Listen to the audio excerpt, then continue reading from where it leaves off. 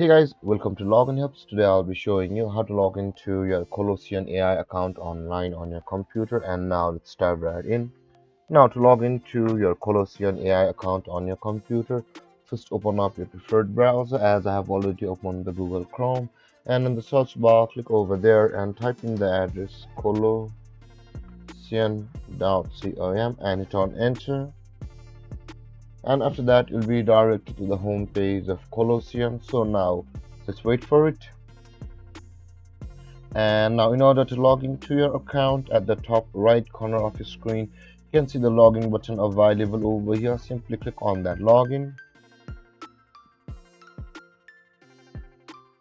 and over here guys you can see in order to log into your account you can manually log in with your email address and your password, or you can continue with your Google for an automated login. If you want to log in with your Google account, simply click on this continue with Google account, or you continue with Google, and the login page to your Google account will open. And if you log into your Google account over there, you'll also be signed into your Colossyan AI account with your Google account from that button.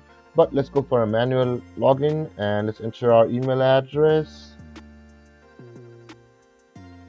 And over here guys, let's enter our password. But guys, if you've forgotten your password, you can already set it from over here where it says the forgot password.